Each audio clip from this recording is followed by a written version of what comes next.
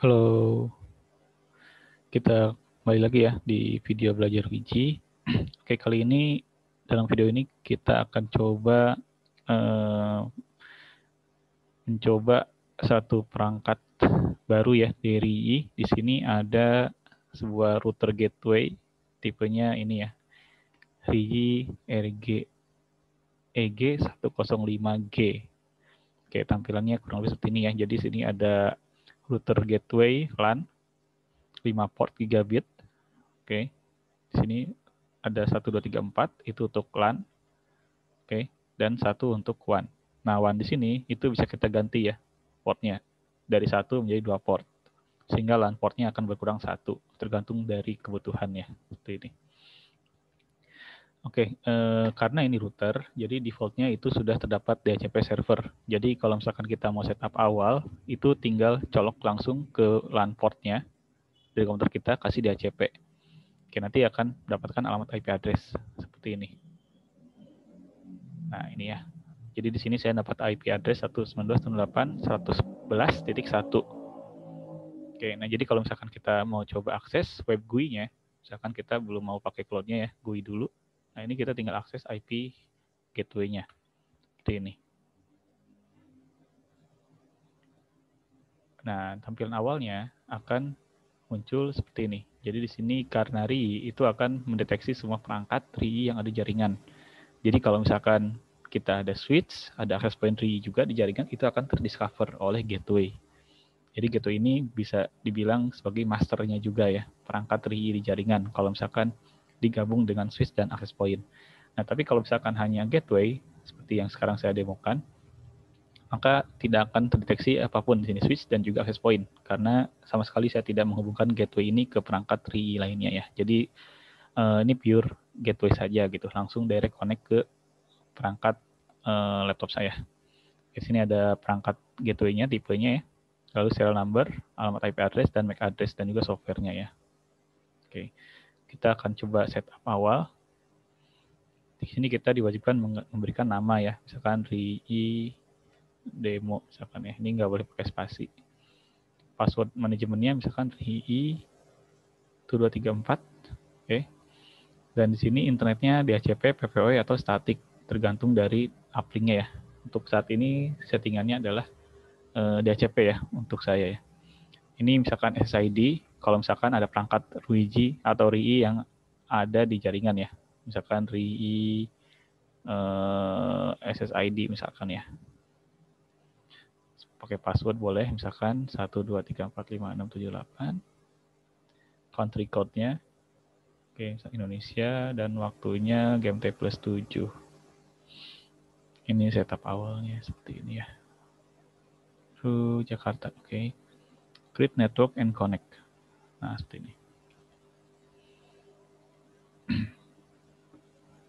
Tunggu sebentar ya. Jadi dia akan apply configuration-nya dulu.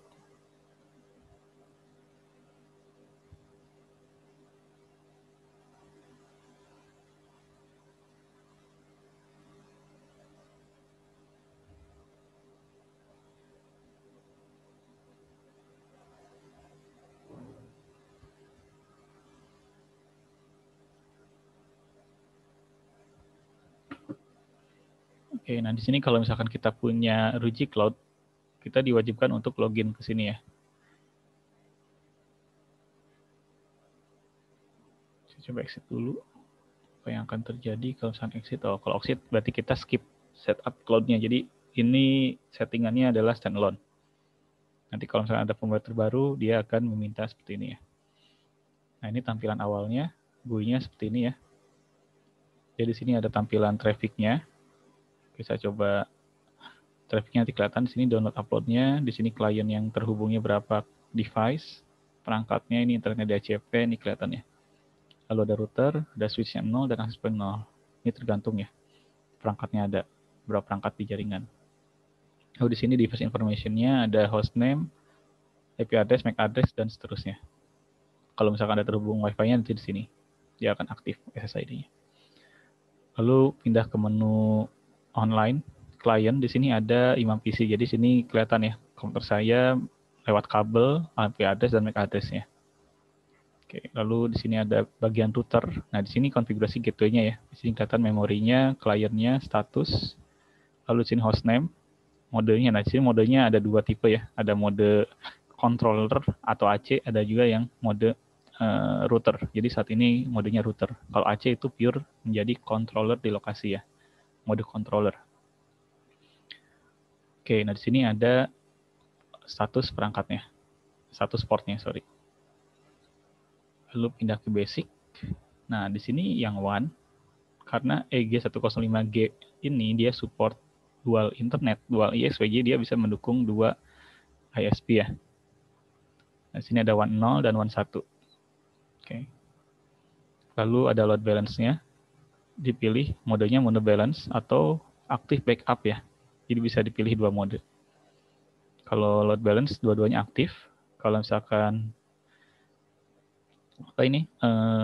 primary secondary itu akan dipilih mana yang primary-nya, mana yang secondary-nya gitu.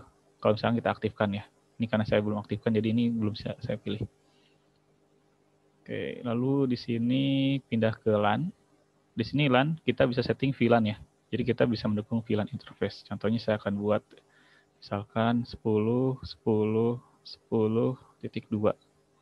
2.1 misalkan ya. VLAN-nya VLAN 2. Ini nanti di ACP-nya akan kita bisa setup.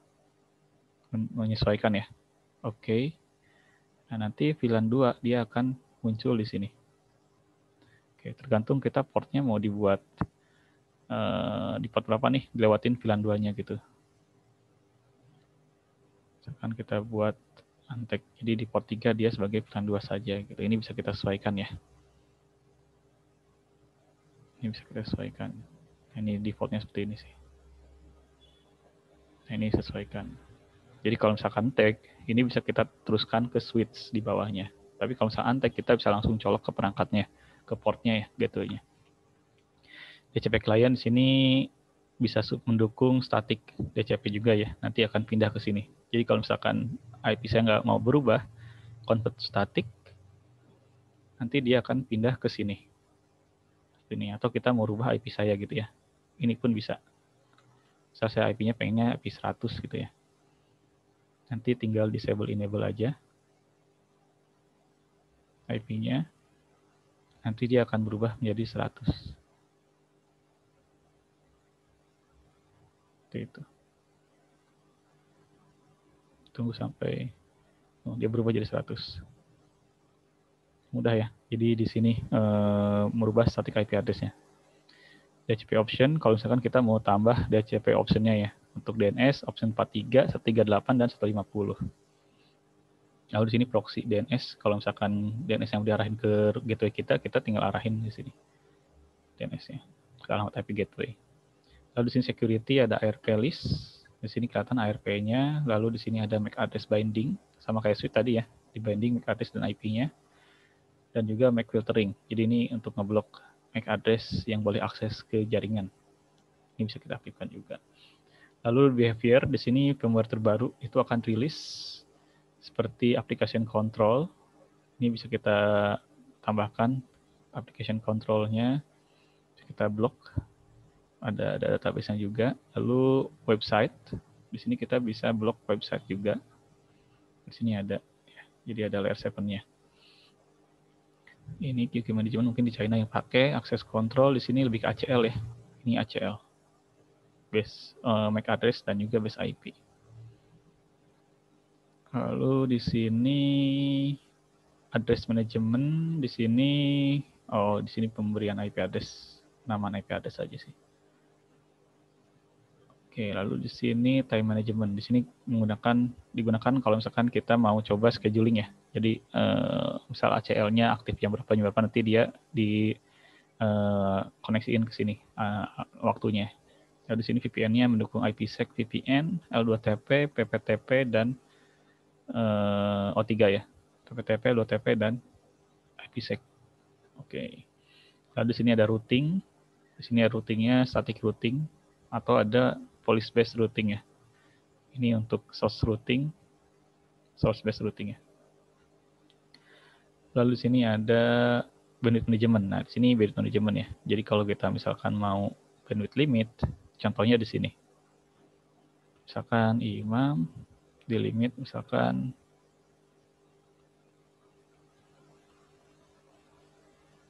nah kayak gini ya. Di limit misalkan 2 mega atau 1 mega atau 2 mega gitu ya. Ini bisa seperti ini, minimal dan maksimalnya. Seperti ini ya. Oke, nah nanti di limit dan kalau banyak itu bisa kita buat prioritas. Session limit ini untuk per IP-nya dia sessionnya mau di limit berapa. Port mapping ini kalau misalkan kita punya server ya, jadi kita bisa buat mapping port dari WAN ke LAN.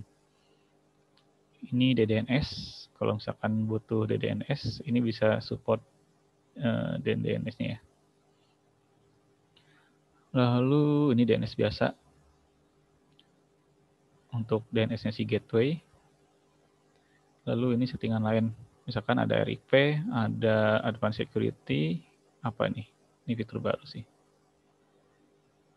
Ini mungkin nanti akan dijelaskan di video selanjutnya lah. Ini karena fitur baru, saya belum begitu familiar juga di sini.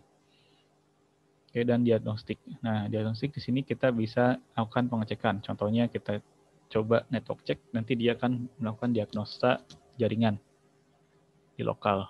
Contohnya kabel, speed-nya, one port-nya, apakah ada looping. Nanti itu akan dicek oleh gateway ini ya, secara mandiri ya.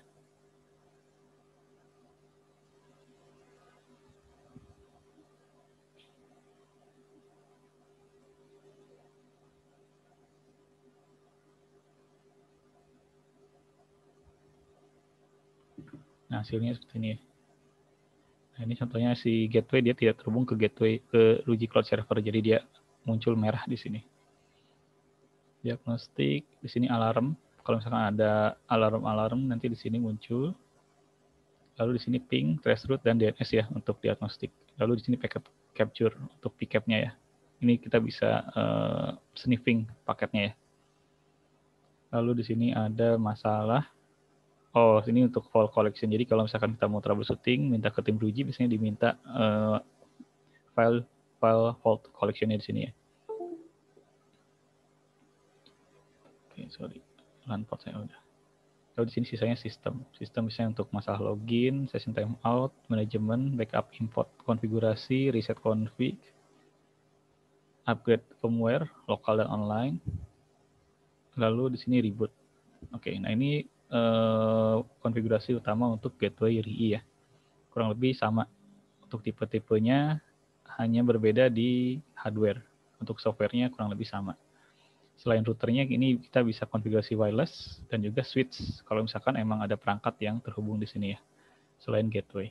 Oke, mungkin cukup sekian ya untuk video kali ini. Terima kasih atas waktunya. Oke, sampai ketemu lagi di video selanjutnya. Terima kasih. Assalamualaikum warahmatullahi wabarakatuh.